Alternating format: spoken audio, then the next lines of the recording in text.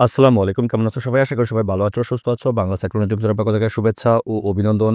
আজ দীর্ঘদিন পর তোমাদের সপ্তম পরিচ্ছেদ, এসএসসি পরীক্ষার্থীদের সপ্তম পরিচ্ছেদ, অর্থাৎ যারা 9-10 এর পর তোমাদের সপ্তম পরিচ্ছেদের ভিডিও নিয়ে হাজির হয়েছি। আজকের ক্লাসটা খুবই গুরুত্বপূর্ণ তোমাদের জন্য। অর্থাৎ তোমাদের একটা কঠিন পড়াকে চোখের পলকে তোমরা শিখিয়ে দেব। যেমন এই পরিচ্ছেদ থেকে তোমরা যেগুলো দেখো, একটু জাস্ট সিম্পল দেখো, পরে আমি মূল আলোচনায় যাচ্ছি। এবং এটা হচ্ছে পর্ব ১ হবে। দেখো এই যে এখান থেকে তোমাদের কিছু বেসিক আছে, তোমরা চাইলে এগুলো থেকে স্ক্রিনশট নিয়ে একটু পড়ে নিও। এখানে সবগুলো একটু গুছিয়ে দেওয়া আছে। তারপরে এই দন্তমূলীয় ব্যঞ্জনগুলো তুমি চাইলে মনে রাখতে পারো। নরলস অর্থাৎ নরস লস অত পরীক্ষার নিচেগুলি দন্তমূলীয় বর্ণ দন্তমূলীয় ব্যঞ্জনের উদাহরণ। তাহলে দন্ত ন র ল স যেটা আসে, যেমন এই যে যেমন এরা তোমার যশোর বোর্ড 24-এ আসছিল। তাহলে কোন কোন লাইন থেকে আসছে তোমরা একটু দাগায় নিবা। যেমন এ এ ঝাড়খণ্ডের ঝাড়খণ্ডের এই জটা হচ্ছে তালব্য বর্ণ ছিল, এটা আসছে। ঠিক আছে। এরা এরা এই তালব্য বর্ণগুলো মনে রাখার টেকনিক হচ্ছে চবর্গ প্লাস তালবর্ষ, চবর্গ প্লাস তালবর্ষ। জাস্ট এগুলো একটু পড়ে রাখো। ঠিক আছে। যেমন কণ্ঠ, নিচের কোনটি কণ্ঠমূলীয়, যে খ, এটা রাজশাহী বোর্ড 23-এ আসছিল। কোনগুলো আসছে এটা আমি তোমাকে আগেই দেখে দিয়েছি। তারপরে এই যে এখন তোমাদের আজকের ক্লাসটা কোনগুলোর জন্য সবচেয়ে গুরুত্বপূর্ণ, যেমন তুমি এগুলো চোখের পলকে পারবা। এই যে কত নাম্বার পৃষ্ঠা, 20 নাম্বার পৃষ্ঠার তারপর দেখো এই এখান থেকে বরিশাল বোর্ড 2023 সালে আসছে। তাহলে এই ধ্বনিগুলো কয় ভাগে ভাগ করে? 3 ভাগে ভাগ করে। কি কি মনে রাখবা? এই যে এগুলো বরিশাল বোর্ড 23 সালে এখান এই প্রশ্নটা আসছিল। তারপরে এই যে পার্শ্বিক ব্যঞ্জনের মধ্যে মনে রাখবা, এই পার্শ্বিক বর্ণ আছে ল, খুবই গুরুত্বপূর্ণ। পার্শ্বিক বর্ণের মধ্যে হচ্ছে ল, পরীক্ষা আসতে পারে। অর্থাৎ দুই পাশ দিয়ে বাতাস বের হয়, এটার আবার পার্শ্বিক পার্শ্বিক ব্যঞ্জন। তারপরে তোমার আছে কম্পিত ব্যঞ্জন। কম্পিত ব্যঞ্জনের মধ্যে মনে রাখবা এই যে র উচ্চারণ করতে দেখো কম্পন পায়, র র র অর্থাৎ এরা। এবং এটা দেখো কতগুলো বোর্ডে আসে। যেমন একটা এরকম আসে, তার শব্দটা দিয়ে বলছে এখানে র কি, তাহলে তার শব্দ র মানে কম্পনজাত, তাহলে এই র মনে রাখবা কম্পনজাত ধ্বনি। তাহলে এটা দেখো কতগুলো বোর্ডে আসছে কম্পনজাত। ঢাকা বোর্ড 24-এ আসছে, রাজশাহী বোর্ড 24-এ আসছে, সিলেট বোর্ড 24-এ আসছে, যশোর বোর্ড 23-এ আসছে, বরিশাল বোর্ড 24-এ আসছে। তার মানে খুবই গুরুত্বপূর্ণ। তারপর তাড়িত ব্যঞ্জন, এডমিশন টেস্ট আছে। দেখো র র এগুলো উচ্চারণ করতে হয়। ইয়া, কি হবে বা মোর দায় টুকা দেয়, মোর দায় টুকা দেয়, মানে যেরকম র র র আচ্ছা, এই যে এটা ভালো করে বলবা। যেমন বাড়ির এই র এ বানানটা আছে, তাহলে এই দুটা ভালো করে বলবা। তাড়িত ব্যঞ্জন এই দুটা ভালো করে করবা। আগে বোর্ডে আসে না, আবার আসতে পারে। ঠিক আছে। এখন তোমাদের যে আতঙ্কের বিষয় হচ্ছে ঘোষ এবং অঘোষ ধ্বনিগুলো। তাহলে তোমরা ঘোষ ধ্বনি এবং অঘোষ ধ্বনি এগুলো, ঘোষ ধ্বনি এবং অঘোষ ধ্বনিকে তোমরা অনেকে মুখস্থ বা স্যাররা মুখস্থ করা এগুলো, তো এগুলোকে মুখস্থ করে রাখা সম্ভব? কখনোই সম্ভব না। দেখো নিচের কোনটি ঘোষ ধ্বনি, নিচের কোনটি অঘোষ ধ্বনি, যে এগুলো কখনোই মুখস্থ করে রাখা সম্ভব না। পরীক্ষায় যে থ দিয়ে আসছে, সিলেট বোর্ড 2023 সালে আসছে। এই যে এই দুটা দিয়ে বলছে, এই তো কুমিল্লা বোর্ড 24, এরা এরা এই যে ঢাকা বোর্ড 23। তাহলে বলে নিচের কোনটি ঘোষ ধ্বনি, নিচের কোনটি অঘোষ ধ্বনি। আবার ঘুষ অল্পপ্রাণ, ঘুষ মহাপ্রাণ চাকরি পরীক্ষায় দেয় আরো পেঁচে। আবার অল্পপ্রাণ এই যে দিনাজপুর 23-এ আসছে, কুমিল্লা বোর্ড 23-এ আসছে, এটা ময়মনসিংহ বোর্ড 23-এ আসে। তার মানে এই কোনটা ঘুষ কোনটা অঘুষ, তোমরা এগুলো খুবই কঠিন মনে হয়। তাহলে আজকে আমরা এমন একটা টেকনিকে পড়বো যে এগুলো একেবারে চোখের পলকে সোজা মনে হবে। তাহলে চলো ক্লাসটা শুরু করি। আর ক্লাসটা শুরু করার আগে এখন চ্যানেল সাবস্ক্রাইব করো না, অবশ্যই সাবস্ক্রাইব করে বন্ধুর সাথে শেয়ার করতে বলবো না।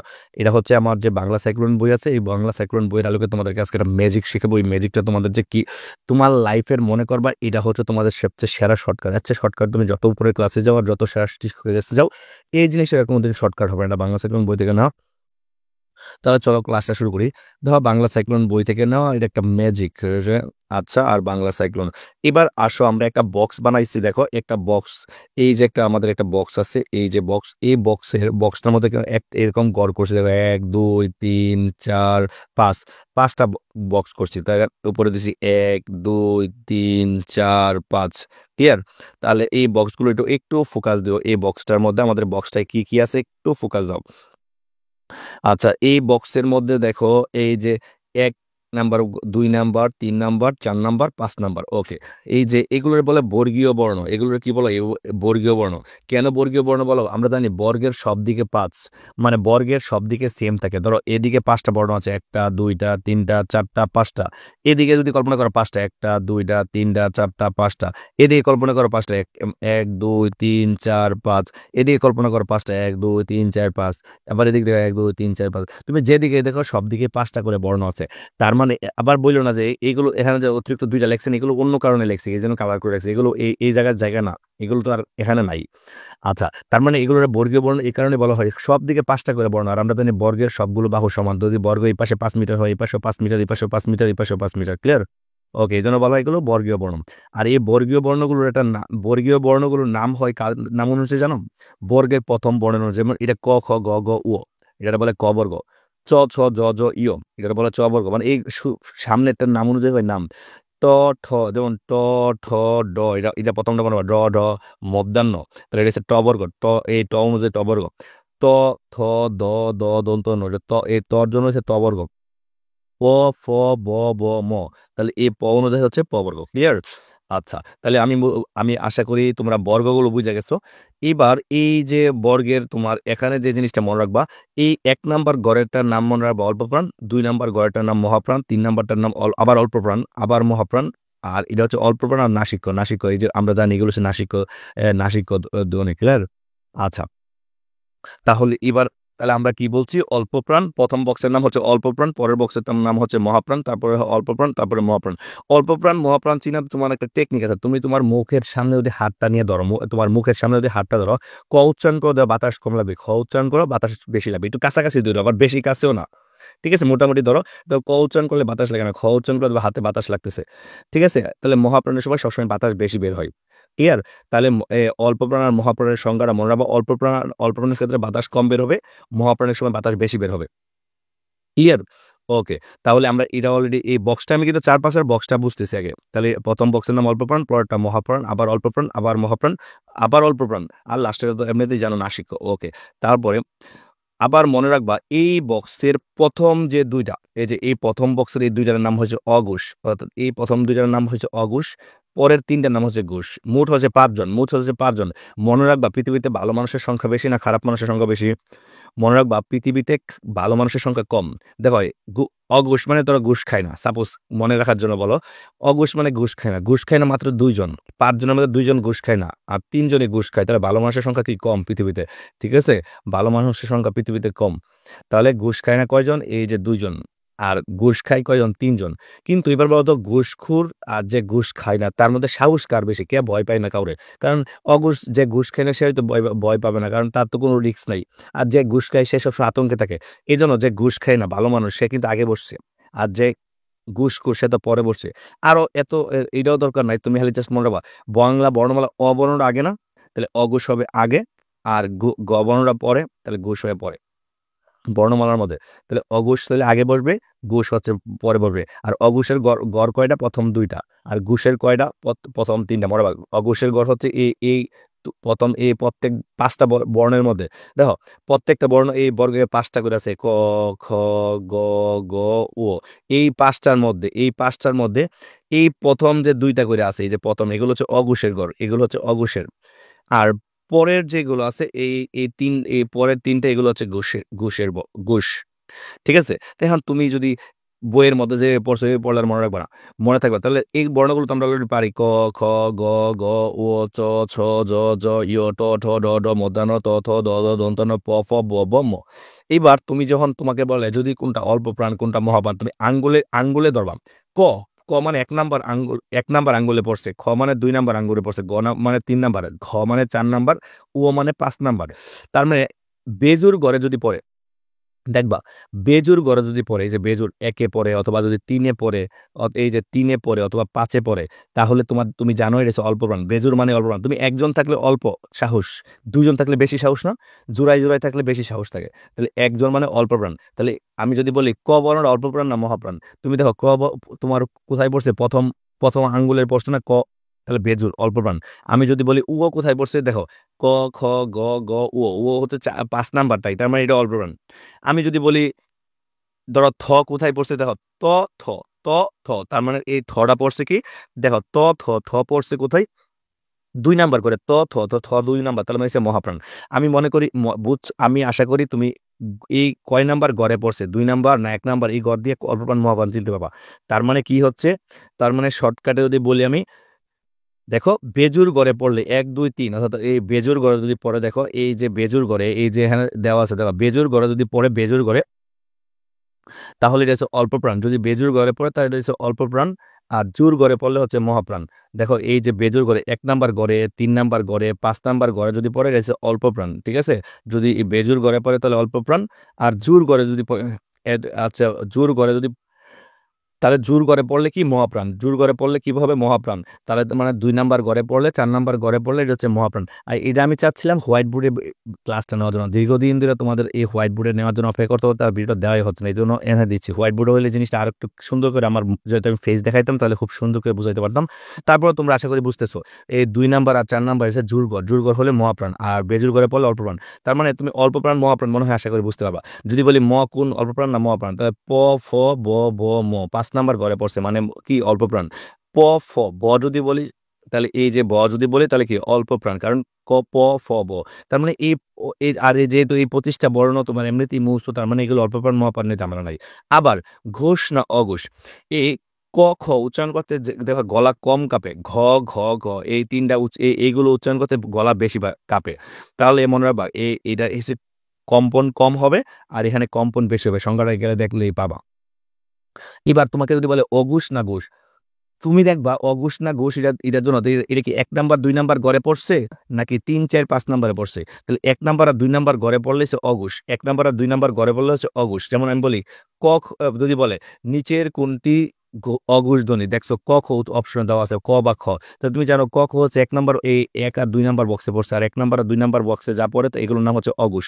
ক্লিয়ার। আর যদি দেখো যে এগুলো পড়ছে 3 4 5 নাম্বার, যদি দেখো 3 4 5 নাম্বার, যদি দেখো 3 4 5 নাম্বার আছে, 3 4 5, তাহলে কয় নাম্বার বক্সে পড়ছে, লাস্টের 3টা বক্সে পড়ছে, তাহলে এগুলো হবে ঘোষ।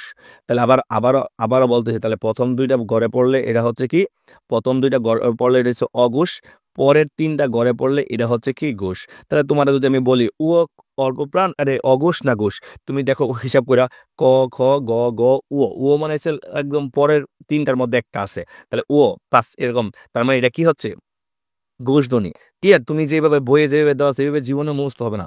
এবার দেখো তো তোমার এই যে তার মানে এইবার এদিক এই যে তাকাও, এবার দেখো বুঝতে পারবা, ইজিলি বুঝতে পারবা। এই যে এখন যদি আমি তোমাকে বলি এই যে 1 আর 2, 1 আর 2 অর্থাৎ এই 1 আর 2 নাম্বার গড় মানে হচ্ছে অঘোষ, আর 3 4 5, এই 3 4 5 এই গড়গুলোতে পড়লেই হচ্ছে ঘোষ। এখন তুমি এই যে এগুলো তো অলরেডি মুখস্থ পারো, এইভাবে চিন্তা করে ফেলবা। যদি আমি বলি তোমাকে, যদি বলি ঝ, ঝর্ণার যে তাহলে অঘোষ না ঘোষ, তুমি জানো ছ, ঝ, ও তার মানে এই বক্সের ভিতরে পড়ছে 3 এই 3টা, তাহলে এটা অবশ্যই কি ঘোষ ধ্বনি। আর যদি বলি এটা অল্প প্রাণ না মহাপ্রাণ, তাহলে দেখো চ, ছ, তাহলে জোর ঘরে পড়ছে, তার মানে এটা অবশ্যই মহাপ্রাণ। আশা করি বুঝতে পারছো। এখন আমার কথা হলো, আমি এই যে 2টা কেন নিয়ে আসছি, এই যে 2টা, এই 2টা অতিরিক্ত কেন নিয়ে আসছি। আচ্ছা, এটার সাথে দেখো এই ডর নিচে ফুটা দিলে কিন্তু এই ডয় র হয়ে যায়, আর এই ডয়ের নিচে ফুটা দিলে এই র হয়ে যায়, দেখতে চেহারা একই রকম, আর এই 2টার স্থানও একই। ঠিক আছে, এটা আমরা ব্যাকরণ ব্যঞ্জন মানে এমনি লেখার সময় আলাদা লিখি, কিন্তু এদের স্থান দেখতে যেহেতু চেহারা সেম, এদের স্থানটাও সেম। তাহলে মানে এটাও হচ্ছে কিন্তু অল্প প্রাণ, আর এটাও হচ্ছে মহাপ্রাণ, আর এই দুইটাই হচ্ছে কি ঘুষের মধ্যে পড়ছে, তার মানে এই জন্য একসাথে লিখে দিও। এখন তোমাদের এইবার আসো এই আরো 2টা, এই যে এগুলো অলরেডি 25টা বর্গীয় বর্গীয় বর্ণ যে 25টা আছে, 25টা অলরেডি মুখস্থ হয়ে গেছে। এছাড়াও আরো কয়েকটা তোমাদের বইয়ে দেওয়া আছে। অঘোষের মধ্যে আছে তালিবর্ষ আর দন্তস্ব, তালিবর্ষ আর দন্তস্ব অঘোষ। এই তাহলে অতিরিক্ত জানিয়ে রাখবা তালিবর্ষ আর দন্তস্ব হচ্ছে অঘোষ।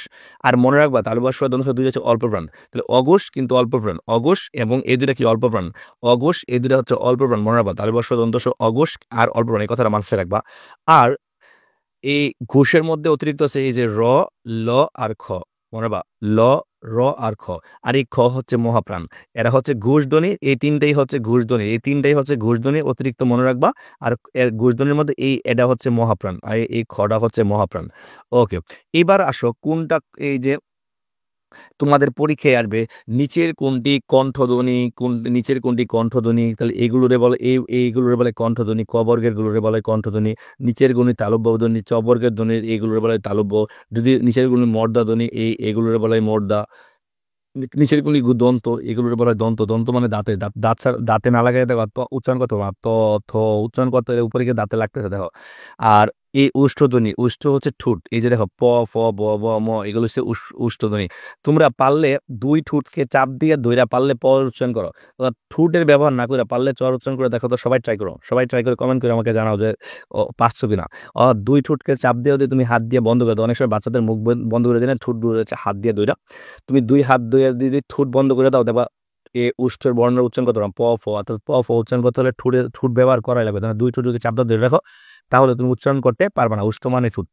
এখন আমি অলরেডি এগুলো জানি, ক বর্গ চ বর্গ ট বর্গ ত বর্গ প ক চ ট ত প ক চ ট ত প ক চ ট ত প ক চ ট ত প ক চ ট ত প ক চ ট ত প ক চ ট ত প। তাহলে ক মানে ক বর্গ, চ বর্গ, ট বর্গ, ত বর্গ, প বর্গ। ক বর্গ মানে এই পাঁচটা তুমি জানো, ক খ গ ঘ গ। চ বর্গ মানে চ ছ জ ঝ ই, ট বর্গ মানে ট ঠ ড ঢ মধ্যাহ্ন, ত বর্গ মানে ত ফ দ দন্ত ন, প বর্গ মানে প ফ ব ব ম। তার মানে এগুলো অলরেডি পারো। এখন আমার কথা হলো, এই ক বর্গরে বলা হয় কণ্ঠধ্বনি, চ বর্গরে বলা হয় তালব্যধ্বনি, ট বর্গরে বলা হয় মূর্ধাধ্বনি, ত বর্গরে বলা হয় দন্ত, আর প বর্গরে বলা হয় উষ্ঠ। ক্লিয়ার? ক চ ট ত প, কণ্ঠ, তালব্য, মূর্ধ, দন্ত, উষ্ঠ। এখন তোমাদের কাছে এনে প্যাচ লেগে যায়, স্যার কণ্ঠ পরে কি মূর্ধা হয়ে যায়, ভুল করে ফেলি। তাহলে কণ্ঠ তুমি এই মনে রাখো, কত কত মদ, ওয়াও। আবার এরা বললো না যে রাজু স্যার মদের অ্যাড দিতেছে, মদের মদের মার্কেটিং করতেছে, এটা মনে রাখার জন্য বলছি, ঠিক আছে? তাহলে টেকনিকটা কি, কত মদ ওয়াও, কি টেকনিকটা কি, ঠিক আছে? কত মদ ওয়াও, কত মদ ওয়াও। তাহলে এই কতে হচ্ছে কণ্ঠ, ততে কি তালব্য, মতে কি মূর্ধ, দতে কি দন্ত, ওয়াও মানে উষ্ঠ। আর বলবো না দেবা, কত মদ ওয়াও, এই কথাটা মনে রাখো। তাহলে কণ্ঠ, তালব্য, মধ্য, দন্ত, উষ্ঠ, আর বলবো না। কতে হচ্ছে কণ্ঠ, ততে তালব্য, মতে মধ্য, দতে দন্ত, ওয়াও মানে উষ্ঠ। তাহলে ক চ ট তম, এই কণ্ঠ, ক চ ট তম, এভাবে মনে রাখবা। আশা করি এখন তোমাকে যদি বলে নিচের কোনটি মূর্ধধ্বনি, তাহলে দেখবা এই মূর্ধধ্বনি মানে ট বর্গ, আর ট বর্গের কোনটা আছে তুমি অংশীকরণ আনসার করে দেবা। এই জিনিসটা তোমাদের বইয়ে দেখো কত কঠিন করে তোমাদেরকে পড়াইছে, দেখো। আমি যে চোখের পলকে তোমার মুখস্থ হয়ে আছে, ক খ গ ঘ ও চ ছ জ ঝ ই, এগুলো তো তোমার মুখস্থ, ওখান দিয়ে পারবা। আর এই জিনিসগুলো দেখা এখানে কিভাবে দেওয়া আছে, অঘোষগুলো, এভাবে তুমি সারাদিনও যদি মুখস্থ হতো, কোনোদিন কি মনে রাখা সম্ভব? কোনোদিনই মনে রাখা সম্ভব নয়। আর এই জিনিসটা 4টা থেকে তুমি চাকরি পরীক্ষায় পারবা। তোমার যদি আরো পেজ দিয়ে দেয় তাও পারবা তুমি এখন, ঠিক আছে? এখানে যদি আরো পেজ দিয়ে দেয় তাহলে তাও পারবা তোমার এখান থেকে। আর বইয়ের স্টাইলে পড়লে পারবা না। আর সংজ্ঞার ক্ষেত্রে আমি কিন্তু বলে দিয়েছি, দেখো সংজ্ঞার ক্ষেত্রে তোমাকে কিন্তু বলে দিয়েছি, অল্প প্রাণ মানে বাতাস কম কম বেরোবে, আর মহাপ্রাণ মানে বাতাস বেরোবে। আর অল্প প্রাণ মহাপ্রাণের সাথে বাতাসের সম্পর্ক, মানে, ঠিক আছে? আর এই ঘুষ অঘুষের মধ্যে হচ্ছে কম্পন কম বেশি, ঘুষ আর অঘুষের মধ্যে অপেক্ষিত কম্পন বেশি হবে ঘুষের ক্ষেত্রে, আর অঘুষের ক্ষেত্রে কম্পন কম হবে। ক্লিয়ার? আচ্ছা, আর তোমাদের দেখো এই চার্টটা পড়লে আরো কি, তোমাদের এই যে চার্টের ক্ষেত্রে অলরেডি এগুলো নিয়ে আর ডিটেলস বলার সময় নাই। আচ্ছা, আপাতত দেখো, পরে পর্বে আবার কখন দিব। এবার তোমাদেরকে দেখো, অনেক অনেক সময় যদি আসে নিচে নিচের কোনটি, ধরে দিলাম নিচের কোনটি ঘুষ মহাপ্রাণ, বা হ্যাঁ, যদি আমি আমি দিলাম যে ঘুষ মহাপ্রাণ, প্রশ্নটা হচ্ছে ঘুষ মহাপ্রাণ, ঘুষ মহাপ্রাণ, নিচের কোনটি ঘুষ মহাপ্রাণ, ঘুষ মহাপ্রাণ। এখন অপশনে আছে চ, আচ্ছা ঘুষ মহাপ্রাণ অপশনে আছে দ, তারপরে ধরো অপশনে আছে এই ভ, আর অপশনে আছে ম। এখন তুমি প্রথম এই প্রশ্ন আসলো নিচের কোনটি ঘুষ মহাপ্রাণ, অল্প প্রাণ মহাপ্রাণ দিলে তো পেস লেগে যায়। আর যদি ইরা দেয় একই সাথে ঘুষও দেখা লাগবে, একই সাথে মহাপ্রাণও দেখা লাগবে। এখন তোমার এই প্রশ্ন আসলে সলভ কিভাবে করবা, এই প্রশ্নটা যদি সলভ কিভাবে করবা, দেখো এই প্রশ্নটা সলভ করবা। তুমি জানো প্রথম দুইটা গড় হচ্ছে অঘুষের, প্রথম দুইটা গড় কার এই অঘোষের হচ্ছে প্রথম দুইটা গড়। তাহলে চ কি, প্রথম বর্গের মধ্যে চ আছে, তার মানে এটা হবেই না। আবার তুমি জানো বেজুর মানে কি, অল্প প্রাণ। তাহলে দেখো ত থ দ, দ নাম দ, এই বক্সে বলে তো ঘুষ হইতে পারে, ঠিক আছে ঘুষ, কিন্তু এই ত থ দ, 3 নাম্বার গড়ে আছে না, আর 3 নাম্বারে গড়ে যদি পড়ে এটা কি আমরা জানি বেজুর মানে অল্প প্রাণ, এটা হবে না। আচ্ছা, প ফ ব বা ম, 5 নাম্বার গড়ে পড়ছে না, 5 নাম্বার গড় মানে বেজুর মানে কি অল্প প্রাণ, তাহলে এটা হবে না। তাহলে দেখো এই হচ্ছে আমাদের উত্তর হবে কোনটা, এই যে ব, কারণ এটা হচ্ছে একই সাথে জুড়ে পড়ছে, জুর মানে মহাপ্রাণ, আবার এটা কি ঘুষে পড়ছে। তার মানে ঘুষ চিনবা কিভাবে, এই লাস্টের 3টা গড়ের একটা গড়ে থাকবে। ক্লিয়ার? এভাবে সলভ করা। ধরো চাকরি পরীক্ষায় এরকম কঠিন প্রশ্ন আসে, কঠিন বলতে তোমার কাছে এখন আর কঠিন মনে হবে না। আর আশা করি ক্লাসটা ভালো লাগছে, ভালো লাগলে অবশ্যই চ্যানেলটা সাবস্ক্রাইব করে বন্ধুদের সাথে শেয়ার করতে পারবেন। ভালো থাকো, সুস্থ থাকো, আল্লাহ হাফেজ।